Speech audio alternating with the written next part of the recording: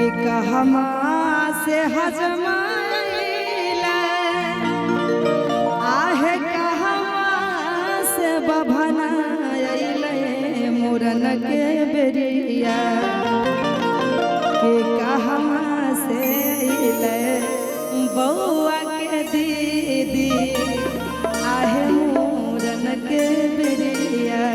जोरदार ताली हो जाए बउआ के फुआ के लिए। क्या बात है। और भैया आइएगा म्यूजिक से आ जाइए। म्यूजिक से आइए म्यूजिक से। ओहो सब लोग ताली बजाइए ताली। ओहो जी आप इधर ही रहिए इधर आइए इधर आइए जी हम कर रहे हैं मेरे साथ क्या कर रहे हैं। अच्छा नच ले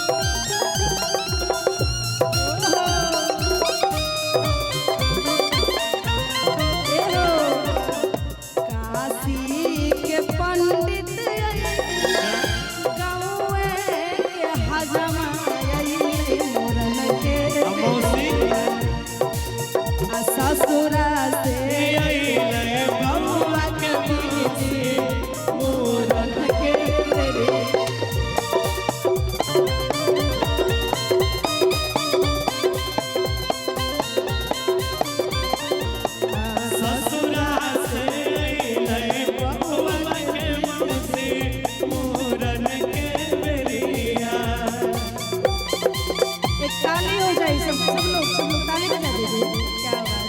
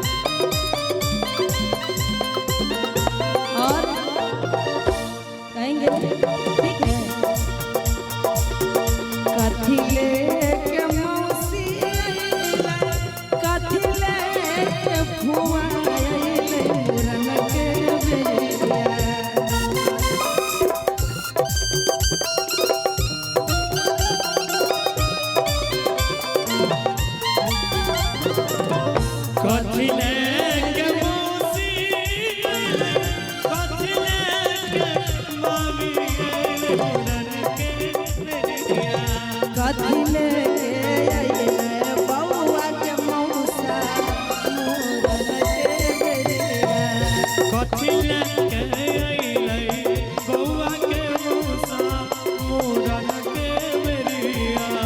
डिले डिले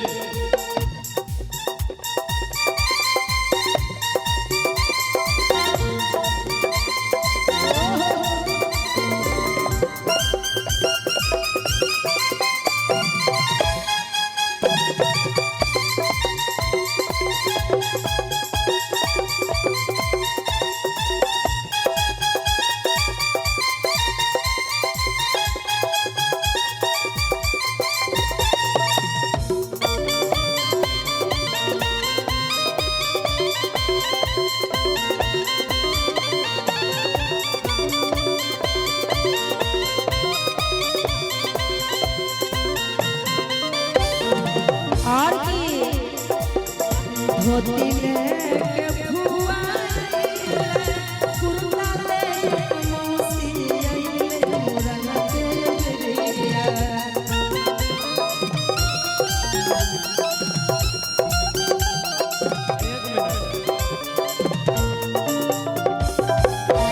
हम लोग गा रहे हैं, मामी मौसी लोग ऐसे खड़ा है जना कि हवाई जहाज उड़ते और देखल ठार रहे लोग हेलीकॉप्टर में। अच्छा कहाँ मौसी कहाँ? आप लोगों को भी झूमना पड़ेगा। देखिए तब आप लोग नाचिएगा तब हम लोग को मजा आएगा। हाँ हाँ तभी आप इसीलिए मैं कार्यक्रम कर रहा है कि सब आदमी नाचे झूमे। बउआ के फुआ के तरफ से ढेर और सारा सबको नाचना पड़ेगा। हाँ हाँ मौसी कहाँ है? हम तो अभी तक पहचाने ही नहीं फुआ को। अच्छा आप हैं? एक और मौसी जी है उधर है। एक और मौसी है। आ जाइए आ जाइए आ जाइए जल्दी आ जाइए। क्या बात है? कहेंगे कि जींस लेके मौसी अइले। बउआ को क्या दिए हैं? बउआ के लिए क्या लाया है? यहाँ आपका ससुराल थोड़े ना है, साली है यहाँ के। इतना सुंदर चेहरा है, आप छुपा रहे हैं। बताइए अच्छा लग रहा है? अजी आज थोड़ा से यहाँ जी हम आपको पकड़ थोड़े ना रहे हैं। एको को लोग नाचने के लिए तैयार नहीं हो रहा है। सब लोग शर्मा रहे हैं। अच्छा ये लोग नाचेंगे बउआ के चाचा फूफा मौसा सब। अच्छा मौसा वही है देखिए कि झूठा मौसा वो? लेडीज फर्स्ट होता है, इधर से नाचेंगे तब ना इधर से हाँ हाँ इधर से भी नाचेंगे। उधर से आप नचाइए पहले। आइए अच्छा डांस कौन कौन लोग करेंगे? हाथ को ऊपर कीजिए। आप कीजिएगा भाभी, आप बड़े सुंदर लग रहे हैं। आप कीजिए, आप मेरे साथ डांस कीजिए। आइए आइए एक भाभी ये भी ये मामी बउआ के मामी आइए आइए ना कि सोना लेके मामी अइले आहे चानी लेके भौजी अइले मोरन के बेरिया। और की अचन लेके अइले बउआ के मौसी मोरन के बेरिया।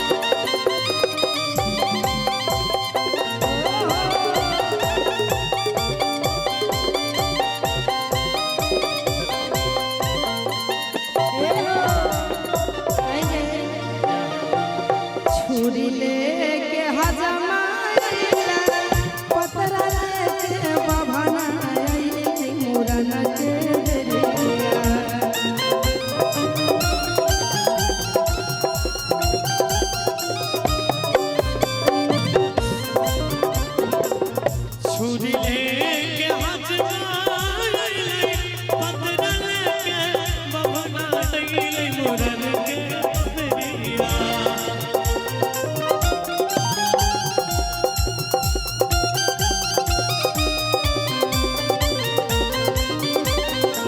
और की सद लेके